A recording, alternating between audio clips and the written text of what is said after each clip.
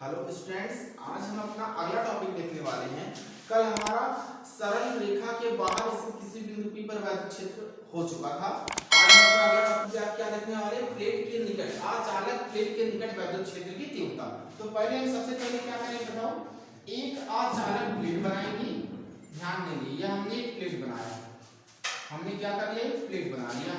अब प्लेट पर आवेश को कैसे वितरित कर देंगे? एक समान रूप से। यहाँ पे दिखा गया है अनंत विस्तार की समतल, ठीक है, अनंत विस्तार की समतल आवेशित अचालक प्लेट पर। यह आवेशित प्लेट तो है, परंतु कैसी है? अचालक प्लेट है। तो यहाँ पे आवेश पर इस पर भेज दिया जाए। और आवेश कैसे भेजेंगे हम? प्रत्येक बिंदुओं पर एक समान रूप से। प्रत्येक बिंदु पर कैसे भेजेंगे? एक समान रूप से।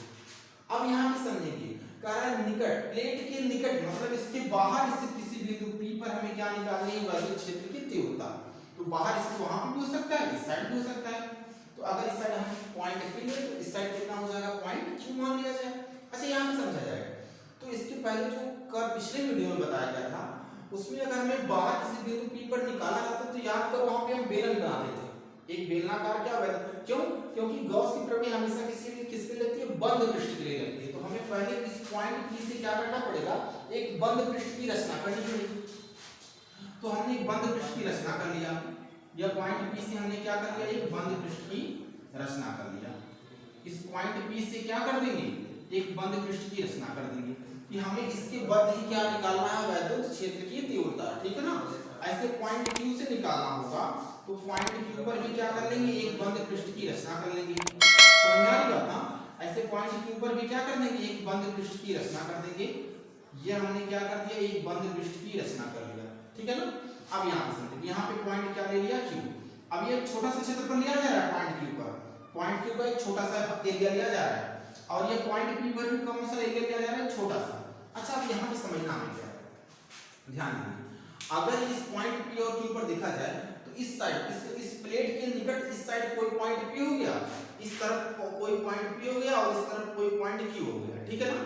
अब इस पॉइंट P पर अगर हमें वैद्युत क्षेत्र की तीव्रता निकालनी है तो पहले देखेंगे इसका क्षेत्रफल किस दिशा में होगा। तो यह तल हो, अगर यह तल है तो हम, अगर यह तल दिया गया है तो हम जानते हैं वैद्युत क्षेत्र कहां पे होता है? तल के लंबवत। सॉरी, वैद्युत क्षेत्र नहीं, क्षेत्रफल कहां पे होगा? तल के लंबवत, ठीक है ना। बताया गया था पिछले वीडियो में, कभी भी क्षेत्रफल लिया जाएगा तो जो तल होगा, तल के कहां पे लेंगे हम? लंबवत। तो इसका तल यह रहा, इसका तल यह रहा, तो क्षेत्रफल कहां पे होगा? इसके परपेंडिकुलर, लंबवत। इस S1, इसका अगर S1 क्षेत्रफल लिया जाए तो यह क्षेत्रफल कैसे हो जाएगा?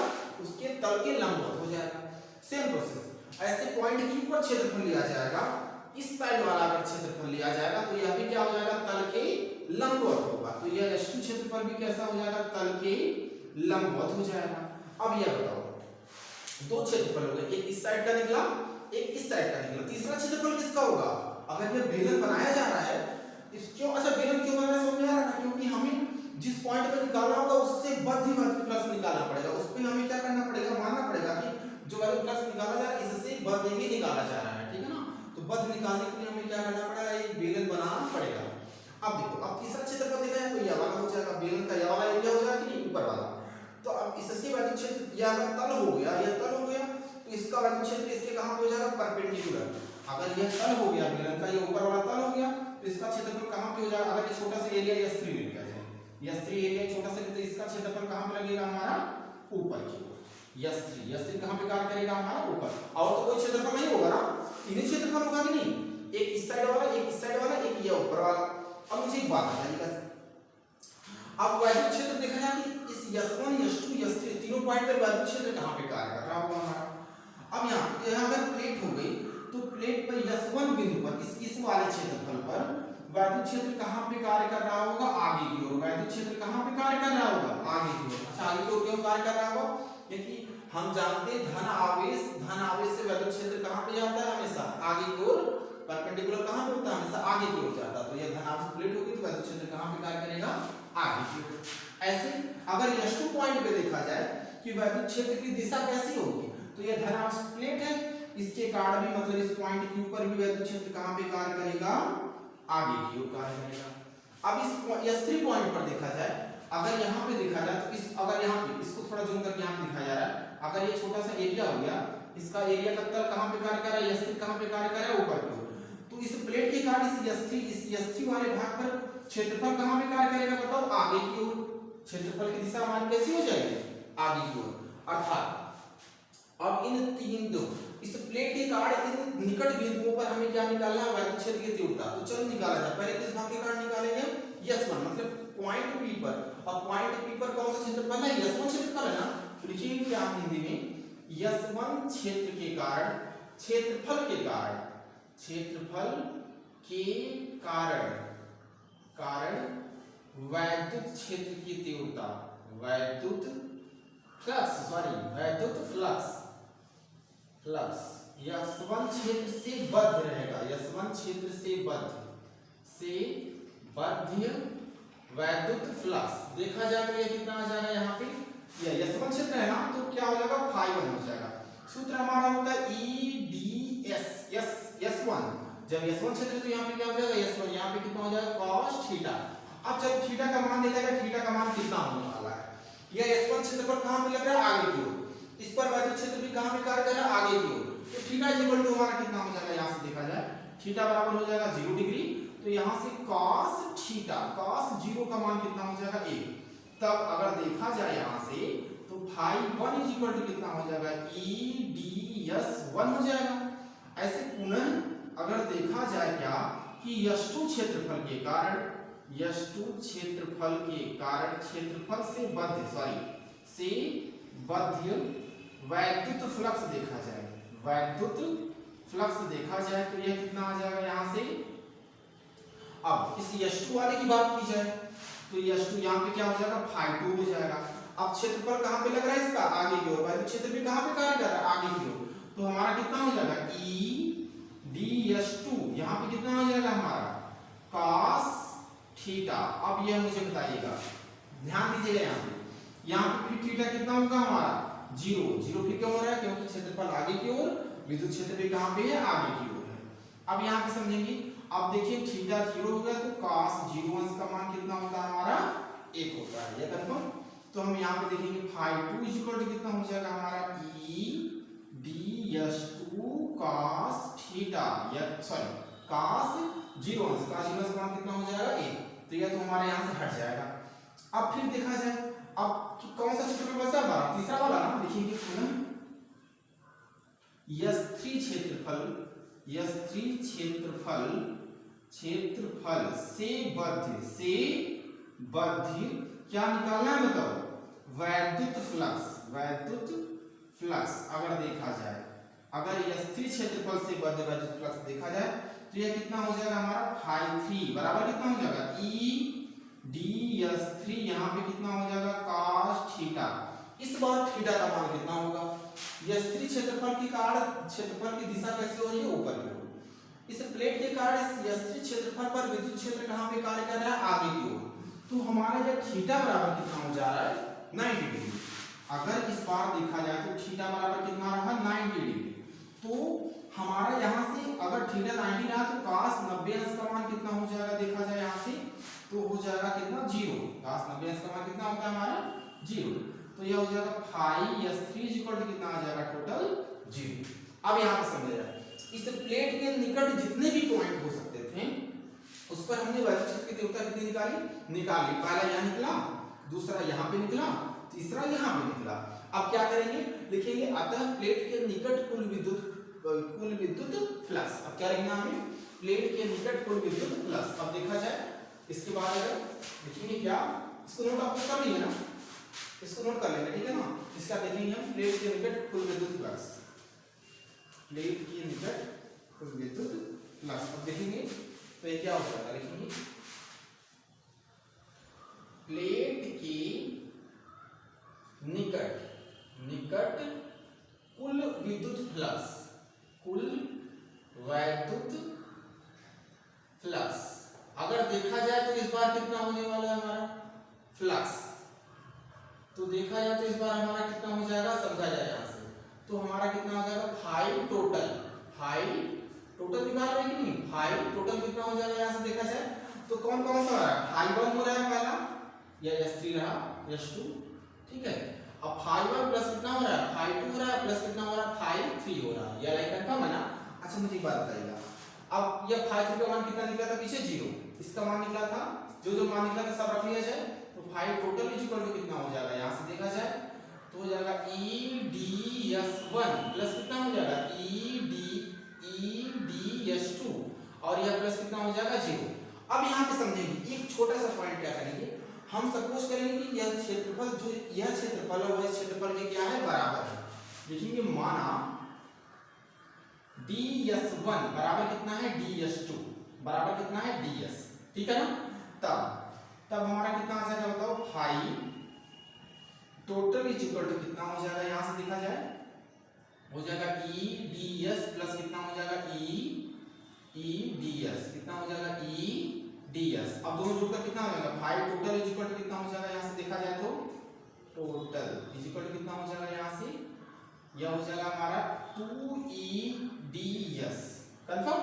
अब यहां पे समझेंगे कभी भी कुल विद्युत फ्लक्स की गणना की जाती है तो मैंने कल वाले वीडियो में बताया था, आज फिर से देखो, अगर कभी भी कुल विद्युत फ्लक्स की गणना की जाएगी तो वहां पे हमें क्या लगाया जाएगा, गॉस की प्रमेय लगाई जाती है कंफर्म। तो देखेंगे अतः गॉस की प्रमेय से, गॉस क्योंकि गॉस के नियम का उपयोग पड़ जाएगा नहीं हम, गॉस की इस समीकरण नंबर 1 डालेंगे, गॉस की प्रमेय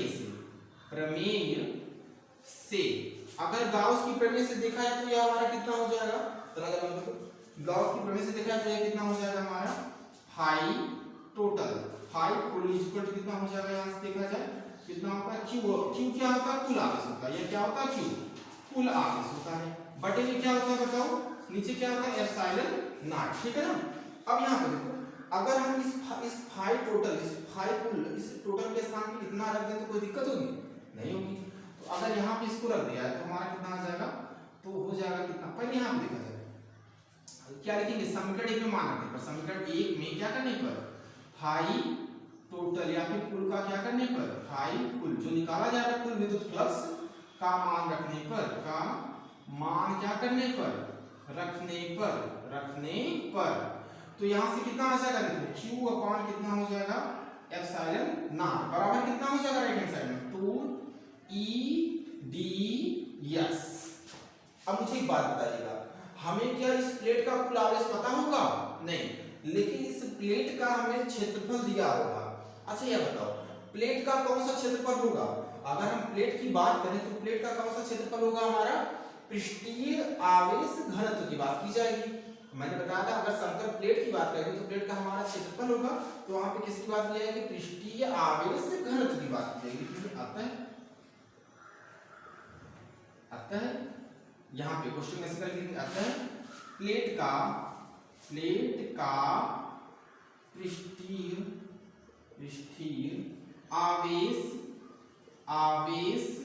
घनत्व बराबर, पृष्ठीय आवेश घनत्व कितना हो जाएगा, यहाँ से देखा जाए कितना होता था सिग्मा बराबर क्या होता था, जब भी पृष्ठ की बात करेंगे तो ऊपर क्या होगा Q अपान कितना हो जाएगा, यहाँ से बताओ ये Q अपान कितना होता था A, Q अपान कितना होता था A होता था, A क्या होता था उस पृष्ठ का कुल क्षेत्रफल कंफर्म।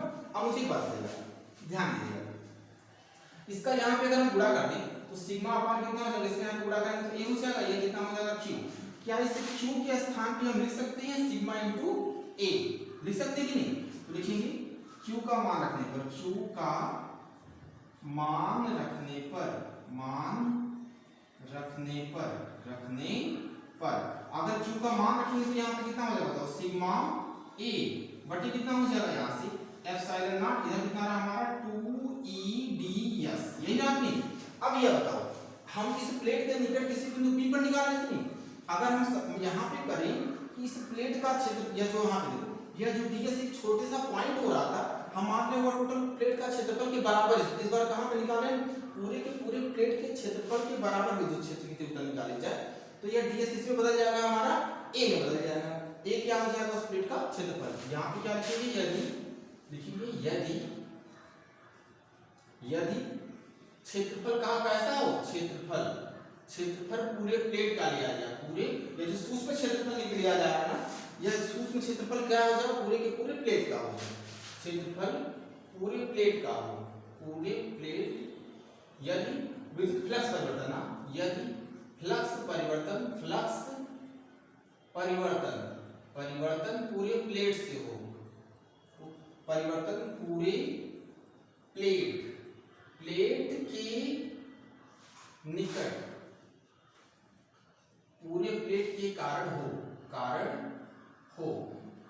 तब यहां पे समझेंगे अगर यह फ्लक्स परिवर्तन जो हो रहा था ये सूक्ष्म भाग के कारण हो रहा था, अब यह पूरे प्लेट के कारण होगा तो यह ds बराबर किसके हो जाएगा, हमारा इसके क्षेत्रफल किसके बराबर हो जाएगा, पूरे प्लेट के क्षेत्रफल a के क्या हो जाएगा, बराबर हो जाएगा। तो इसे ds के स्थान पे हम क्या लिख सकते हैं, सिग्मा, ऊपर कितना है a अपॉन कितना है एप्सिलॉन नॉट, इधर कितना रहा हमारा बताओ 2e और यहाँ ds के स्थान पे कितना हो जाएगा a, इस a से क्या हो जाएगा, कट जाएगा, 2 कहाँ आ जाएगा नीचे, तो हमारा e बराबर कितना निकल जाएगा, सिग्मा अपॉन 2 एप्सिलॉन नॉट, यह नहीं समझ में आई। तो यह क्या निकल जाएगा, किसी प्लेट के निकट, किसी प्लेट के निकट वैद्युत क्षेत्र की तीव्रता, ठीक है ना। तो यह सूत्र हम याद रखेंगे, ठीक है। तो आप लोग नोट कर लीजिए, फिर इसके आगे लिखा जाए।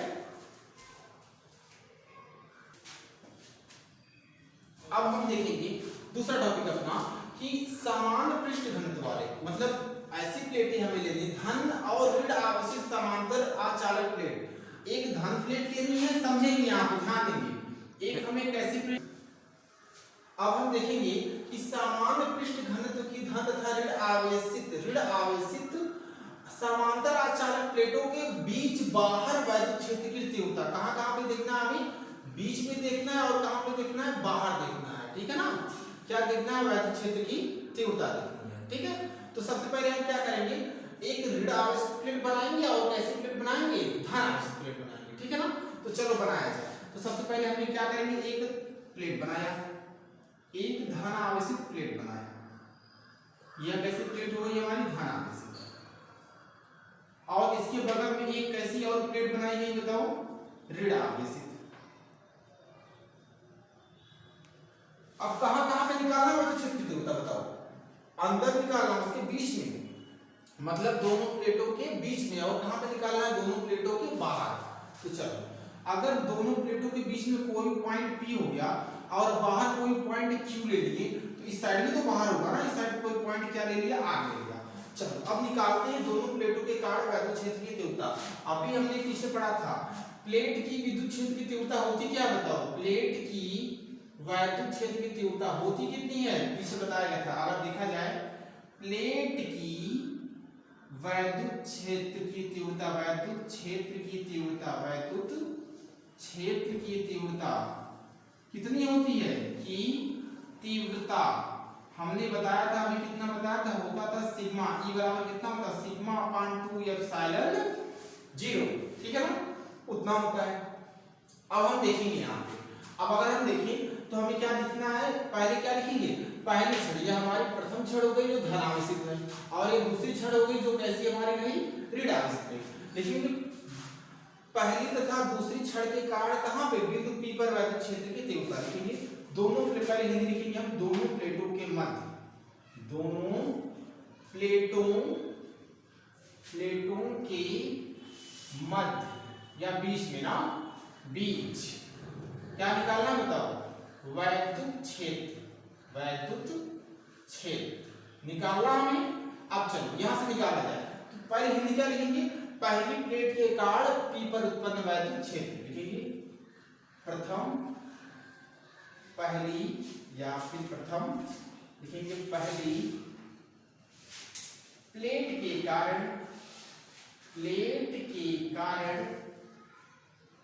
कहां पे, P पर उत्पन्न, उत्पन्न क्या उत्पन्न, वैद्युत क्षेत्र, वैद्युत क्षेत्र। चलो देखा जाए तो कितना हो जाएगा, पहली प्लेट के कारण तो E1 हो जाएगा, नहीं हो जाएगा, E1 बराबर कितना होगा, प्लेट। अच्छा यहाँ हम समझेंगे समान पृष्ठीय घनत्व, मतलब इसका अगर पृष्ठीय घनत्व सिग्मा है, अगर प्लेट है तो इसका पृष्ठीय घनत्व कितना हो जाएगा, सिग्मा, तो दूसरी वाले का भी कितना है हमारा, सिग्मा ही है, ठीक है ना। तो हमारा कितना हो जाएगा, सिग्मा अपॉन 2 एप्सिलॉन 0। या तो हमारा प्लेट का वहां पे लिखा है ना, प्लेट के कारण वैद्युत क्षेत्र की तीव्रता कितनी होती है, E बराबर सिग्मा अपॉन 2 एप्सिलॉन 0। तो पहली प्लेट के कारण बिंदु P पर कितना उत्पन्न हो जाएगा, सिग्मा अपॉन 2 एप्सिलॉन 0। और फिर दूसरी प्लेट के कारण देखा जाए, दूसरी प्लेट के कारण प्लेट के कारण P पर उत्पन्न वैद्युत क्षेत्र अगर देखा जाए P पर उत्पन्न वैद्युत क्षेत्र कितना हो जाएगा, दूसरी प्लेट के कारण E2 हो जाएगा हमारा। अब E2 बराबर कितना आएगा, इसे भी चेक कर लिया जाए। E2 बराबर कितना आ जाएगा, ऐसे देखा जाए सूत्र तो वही नहीं था हमारा ना, प्लेट के कारण कितना होता है सिग्मा अपान 2 एप्सिलॉन 0। अब निकालेंगे क्या, बिंदु P पर लगने वाली परिणामी वैद्युत क्षेत्र होता है, लेकिन परिणामी वैद्युत क्षेत्र बराबर परिणामी वैद्युत क्षेत्र देखा जाए तो ER P पर परिणामी वैद्युत क्षेत्र देखा जाए तो ER बराबर कितना हो जाएगा। चलो अब देखते हैं ER का मान कितना निकलेगा। यह पहली प्लेट धन आवेश है, अगर यहाँ पे देखा जाए तो हम जानते हैं धन आवेश से चुंबकीय क्षेत्र कहाँ पे चलता है, आगे की ओर। धन आवेश से चुंबकीय क्षेत्र कहाँ पे चलता है, अगर ऋण आवेश है तो ऋण आवेश से कहाँ पे आता है, अंदर की ओर जाता है, और धन आवेश से कहाँ पे चलता है, बाहर की ओर। ये हम जानते हैं नहीं। अगर चुंबकीय क्षेत्र देखें तो धन आवेश से बाहर निकलता है और ऋण आवेश से कहाँ पे आता है, अंदर आता है। तो यह पॉइंट P रहा, तो ये धन आवेश प्लेट रही, तो चुंबकीय क्षेत्र कहाँ पे रहेगा बताओ, आगे की ओर। यह E1 कहाँ पे रहा, आगे की ओर, कंफर्म ना। अब यह ऋण आवेश प्लेट है, तो ऋण आवेश प्लेट की कहाँ पे होगा, ऋण आवेश प्लेट की ओर, मतलब अगर चुंबकीय क्षेत्र देखा है तो ऋण आवेश प्लेट की दिशा में होता है, और धन आवेश प्लेट की कहाँ पे होता है, विपरीत दिशा में। तो धन आवेश प्लेट रही तो चुंबकीय क्षेत्र कहाँ पे रहेगा, आगे की ओर। जब ऋण आवेश प्लेट रहेगी तो चुंबकीय क्षेत्र कहाँ पे रहेगा, उसी की दिशा में, उसी की ऋण आवेश की ही दिशा में रहेगा कि नहीं रहेगा। तो E2 कहाँ पे रहेगा, उस प्लेट की ही दिशा में रहेगा चुंबकीय क्षेत्र इस P प्लेट के कारण, उसके प्लेट के कारण P पर उत्पन्न विद्युत क्षेत्र, ठीक है ना। तो अगर देखा जाए तो यहाँ पे एंगल कितना, दोनों की दिशाएं कैसी हो रही है, समान। E1 और E2 की दिशाएं कैसी हो रही है, एक समान हो रही है। अर्थात जब दिशा एक समान होगी तब इसे हम क्या करेंगे, जोड़ देंगे। जब दिशाएं कैसी होंगी, एक समान होंगी, तो दोनों प्लेटों को क्या कर, जो हमारा जिस बिंदु पर निकाला जाएगा दोनों को क्या कर दिया जाएगा, जोड़ दिया जाएगा। और विपरीत रही तो क्या कर दिया जाएगा, माइनस कर दिया जाएगा, ठीक है ना। तो अभी तो दोनों की दिशाएं E1 और E2 दोनों की दिशाएं एक समान है, तो उसे क्या कर देंगे, प्लस कर देंगे। इसे समझेंगे, धन आवेश से कहां पे वैद्युत क्षेत्र होता है, विपरीत दिशा में, आगे की ओर दिखाता है। ऋण आवेश से कहां, अगर ऋण आवेश कोई है तो वैद्युत क्षेत्र कहां पे होगा, उसी की ओर दिखाएगा। तो ये ऋण आवेश प्लेट है तो वैद्युत क्षेत्र कहां पे होगा, उसी की दिशा में होगा। ऋण आवेश की क्या होगा, दिशा में होगा, ठीक है ना। तो आगे देखा जाए तो अब यहां हम मान रखें तो ER बराबर कितना आ जाएगा, यहां से देखा जाए E1 का मान कितना आ रहा है, सिग्मा अपान कितना हो जाएगा, 2 एप्सिलॉन 0 प्लस यहां पे भी हो जाएगा सिग्मा अपान 2 एप्सिलॉन 0। तो यहां पे हो जाएगा ER बराबर हो जाएगा, हर समान है तो यहां से हो जाएगा सिग्मा प्लस कितना हो जाएगा, सिग्मा। तो यहां से देखा जाए तो ये कितना निकल जाएगा हमारा, यहां से निकल जाएगा हमारा ER बराबर 2 सिग्मा अपान 2 एप्सिलॉन 0। तो 2 से 2 कट जाएगा, तो हमारा कितना आ जाएगा, ER बराबर हो जाएगा सिग्मा। अब इसे नोट कर लेंगे, यह हमारा कहां पे निकला बताओ, दोनों प्लेटों के बीच विद्युत क्षेत्र की तीव्रता। दोनों प्लेटों के बीच विद्युत क्षेत्र की तीव्रता क्या निकलेगी, यह पेपर में अगर पूछेगा कि दोनों प्लेटों के बीच विद्युत क्षेत्र की तीव्रता क्या निकाली जाएगी, तो हमारे यहाँ यही होगा, ठीक है ना। अब दूसरा पॉइंट हम क्या लिखेंगे, प्लेटों के बाहर विद्युत क्षेत्र की तीव्रता ना, क्योंकि हमें बीच में भी निकालना था और कहां पे निकालना था, बाहर में। तो चलो इतना नोट कर लेंगे, फिर बाहर लिखेंगे प्लेटों के बाहर विद्युत क्षेत्र की तीव्रता। अब ध्यान दीजिए, प्लेटों के बाहर अब लिखिए क्या, अब कहां पे निकालना, पहले प्लेटों के बाहर दो बिंदु मिल रहे हैं, एक Q मिल रहा है, एक क्या मिल रहा है, R। तो लिखिए प्लेट के बाहर प्लेटों लिखो, क्योंकि दो प्लेटें हो रही नहीं, प्लेटों के बाहर बिंदु Q पर वैद्युत क्षेत्र देखा जाए। तो चलो निकाला जाए, तो पहले किसके कारण निकालेंगे, पहली प्लेट के कारण, इस वाली प्लेट के कारण बिंदु Q पर वैद्युत क्षेत्र लिखेंगे। पहली प्लेट के कारण Q पर वैद्युत क्षेत्र। चलो देखा जाए इस पहली प्लेट के कारण वैद्युत क्षेत्र कितना हो जाएगा, तो E1 यहाँ पे भी होगा हमारा, और कितना हो जाएगा, सूत्र तो वही रहेगा, सिग्मा अपान कितना हो जाएगा 2 एप्सिलॉन 0 कंफर्म। अब फिर लिखेंगे दूसरी प्लेट के कारण, दूसरी प्लेट के कारण, प्लेट के कारण कहां पे निकालना है बताओ, Q पर वैद्युत क्षेत्र, वैद्युत क्षेत्र। चलो निकाला जाए इसके कारण, तो ये कितना निकल जाएगा बताओ, यह हो जाएगा E2, यह भी कितना होगा सिग्मा अपान 2 एप्सिलॉन 0। अब लिखेंगे Q पर परिणामी, परिणामी वैद्युत क्षेत्र, वैद्युत क्षेत्र। अगर इस Q पर परिणामी वैद्युत क्षेत्र निकाला जाए तो इस बार कितना आएगा, चलो देखा जाए। यह पहली प्लेट क्या करेगी, धनावेशित है ना, तो धनावेश की दिशा वैद्युत क्षेत्र दिशा कैसी होती है, विपरीत होती है, तो E1 कहां पे गया, आगे की ओर। और ऋण आवेशित प्लेट के कारण बिंदु Q पर कहां पे होगी, उसी की दिशा में होगी, मतलब E2 कहां पे आ जाएगा, इस बिंदु Q पर दूसरी प्लेट के कारण वैद्युत क्षेत्र क्या कहां पे हो जाएगा, इस ऋण आवेशित प्लेट की ही दिशा में। अब यह बिंदु Q पर कोण कितना बन जाएगा तब हमारा, यह दिशाएं कैसी हो रही है बताओ, दिशाएं हमारी कैसी हो रही है, विपरीत हो रही है। लिखिए देखो Q पर परिणामी वैद्युत क्षेत्र की तीव्रता निकालनी है, तो हम क्या लिखेंगे, दिशा कैसी हो रही है बताओ, दिशा विपरीत है, दिशा कैसी है, विपरीत है। अगर दिशा विपरीत है तो हमारा क्या हो जाएगा, E1 में से E2 क्या हो जाएगा, घट जाएगा। जब दिशा समान थी तो जुड़ रहा था, विपरीत है तो क्या हो जाएगा, घट जाएगा। तो ER बराबर हो जाएगा सिग्मा अपान 2 एप्सिलॉन 0 माइनस सिग्मा अपान 2 एप्सिलॉन 0, अर्थात देखा जाए तो ER बराबर हमारा कितना हो जाएगा, यहाँ से 0। तो बाहर स्थित बिंदु Q पर वैद्युत क्षेत्र की तीव्रता कितनी निकल गई, 0। अब कहां पे निकालना है, R पर। देखिए पुनः दोनों प्लेटों के कारण कहां पे निकाल रहे हैं, बिंदु R पर ना, बिंदु R पर वैद्युत क्षेत्र अगर चलो निकाला जाए, बिंदु R पर वैद्युत क्षेत्र निकाला है, तो पहले क्या लिखेंगे, इस बार इस पर निकाल रहे हैं R पर, तो पहली प्लेट के कारण R पर वैद्युत क्षेत्र लिखेंगे ना, लिखेंगे पहली प्लेट के कारण कहां पे निकाला जा रहा है, R पर वैद्युत क्षेत्र अगर देखा जाए तो कितना हो जाएगा बताओ, पहली प्लेट के कारण निकाला जाए E1। अब प्लेट के कारण वैद्युत क्षेत्र कितना होता है, सिग्मा अपान 2 एप्सिलॉन 0। फिर इसी प्रकार दूसरी प्लेट के कारण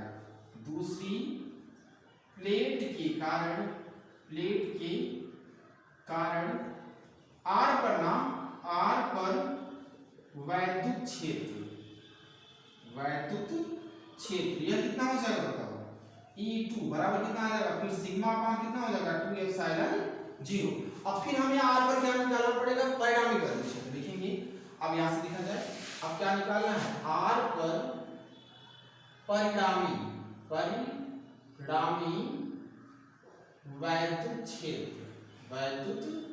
क्षेत्र अगर निकाला जाए तो यह कितना आ जाए, देखा जाए E रिजल्टेंट बराबर कितना आ जाएगा, पहले R पर देखा जाए दोनों प्लेटों के कारण दिशा कैसी हो रही है, तो पहली धनावेशित प्लेट रही, धनावेशित प्लेट के कारण दिशा कैसी हो जाएगी, विपरीत, मतलब E1 कहां पे जाएगा, वैद्युत क्षेत्र कारण कहां पे क्षेत्र होता रहेगी, आगे की ओर। अब यह ऋण आवेशित प्लेट रही, तो वैद्युत क्षेत्र की तीव्रता कहां पे हो जाएगी, उसी की दिशा में। E1 इधर लगा, E2 कहां पे हो गए। अब दिशाएं कैसी हो रही है बताओ, इस बिंदु R पर दिशा कैसी हो रही है, विपरीत हो रही है, एक इस साइड जा रहा है, दूसरा इस साइड। तो यहां पे लिखेंगे फिर क्या हो जाएगा तब, E1 माइनस कितना हो जाएगा, E2। तो ER बराबर हो जाएगा सिग्मा अपान 2 एप्सिलॉन 0 माइनस सिग्मा अपान 2 एप्सिलॉन 0, अर्थात ER बराबर कितना आ जाएगा, 0। तो इससे स्पष्ट क्या हो रहा है कि दोनों प्लेटों के चाहे किसी भी तरफ रखा जाएगा, किसी भी बिंदु पर निकाला जाएगा, विद्युत क्षेत्र की तीव्रता वह कितनी आएगी हमारी, 0। चाहे वह दोनों ऋण आवेशित प्लेट की तरफ बिंदु हो, चाहे वह किसकी तरफ हो, धन आवेशित प्लेट की ओर क्या हो हमारा बिंदु हो, ठीक है ना। इसको हम क्या करेंगे, इतना नोट कर लेंगे, ठीक है।